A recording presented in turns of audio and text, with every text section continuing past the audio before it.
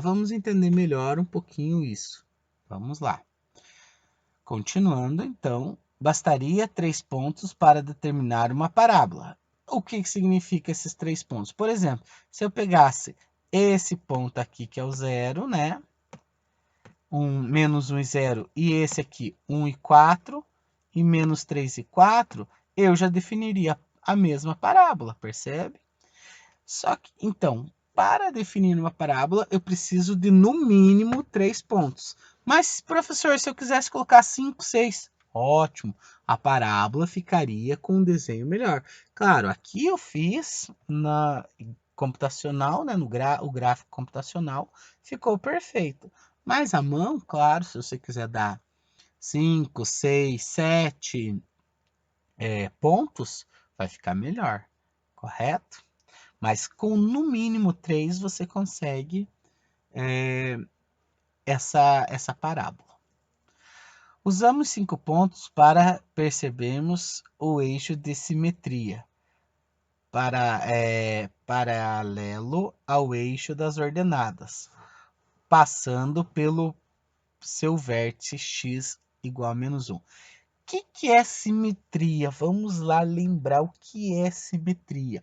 O corpo humano, ele é simétrico.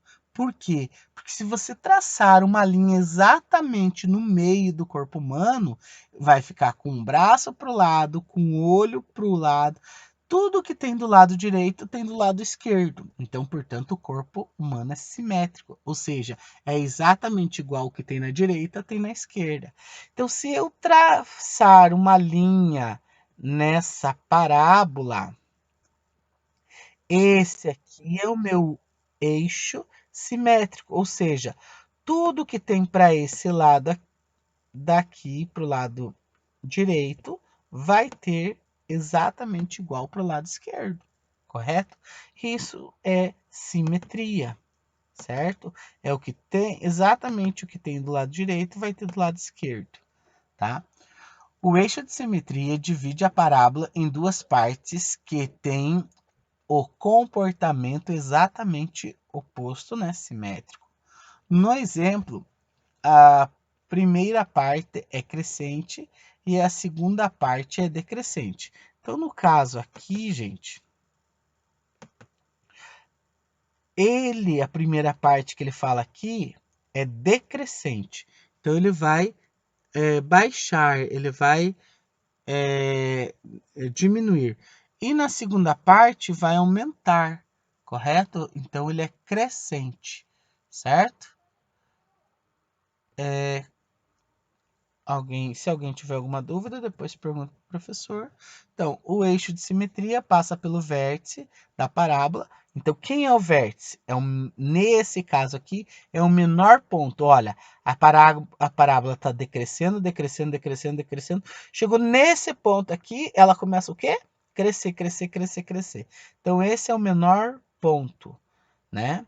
O que é o ponto exato da função onde há a mudança de comportamento. Por quê? Porque ela está descendo e nesse ponto aqui ela começa a subir. Então ela está decrescendo, exatamente nesse ponto ela começa a crescer, correto? Então toda a parábola ela vai ser crescente e decrescente. Não é igual na função do primeiro grau, ou era crescente ou era decrescente. Não, a parábola sempre vai ser crescente e decrescente, certo? Quem que separa isso? O ponto, né, de simetria, né, ou que é chamado ponto de vértice. Tudo bem? A partir disso, né? Olha aqui, agora o professor colocou. Quem é o A? O A é o 1, quem é o B? É o 2 e quem é o C? É o 1, de volta. Claro, por isso que o professor escreveu aquela hora, né? Para a gente observar. E isso sempre a gente tem que ficar pensando quem é o A, quem é o B, quem é o C, porque isso vai ser muito importante para nós. O vértice tem suas coordenadas definidas por. Como que eu acho esse pontinho aqui? Então, para eu achar esse pontinho, eu posso usar duas fórmulas. Na verdade, eu tenho que usar duas fórmulas.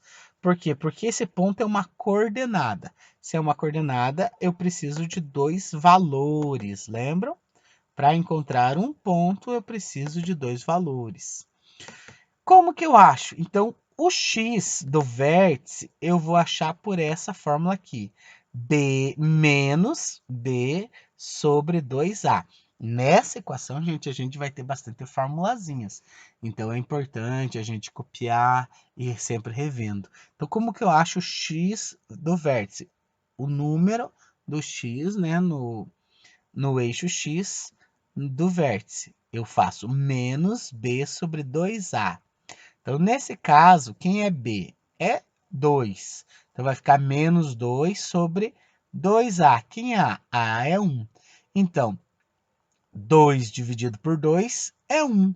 E aqui tem o sinal de menos, fica menos 1, que é o que está aqui no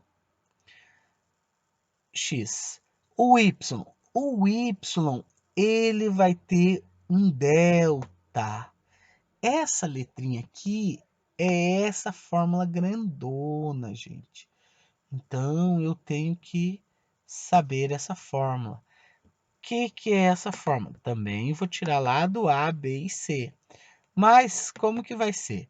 Essa fórmula vai ser B ao quadrado menos 4AC, correto? Dividido por 4A, certo? Então, é menos B ao quadrado dividido por 4A. Menos B ao quadrado, perdão, vamos lá. É menos delta dividido por 4A. Mas quem é delta? É B ao quadrado menos 4AC, certo? Ah, professor, como é? Em que momento eu vou usar isso? Calma, que lá nos exercícios nós já vamos ver. Olha aqui o exemplo. Então, o xv é mais facinho, né? É menos 2, 2 vezes 1, que dá menos 1. Aqui já vai ficar o quê? 2 ao quadrado, que dá 4, menos 4 vezes 1, que dá 4. 4 menos 4, 0. 0 dividido por 4 é 0. Portanto, o ponto é 0 e 4. Ah, professor, mas lá no exercício, na parte anterior, foi só eu dar valores que eu já achei. Exatamente. Mas para você não precisar construir toda aquela tabela, fazer toda aquela equação, existe essa fórmula. E vocês vão ver que usando essa fórmula, ela vai ficar bem mais fácil, tá? Cada vez que você usa, você vai aprendendo mais e vai ficar mais fácil. Só que a gente tem que observar essa fórmula, correto? Então, função quadrática pode ter duas raízes. Vamos lá. Função polinomial, número de raiz. O que é a raiz? Então, nós precisamos ver o que é a raiz. Então, vamos deixar essa parte para o próximo vídeo, né? E aí nós continuamos o que é a raiz. Obrigado e até o próximo.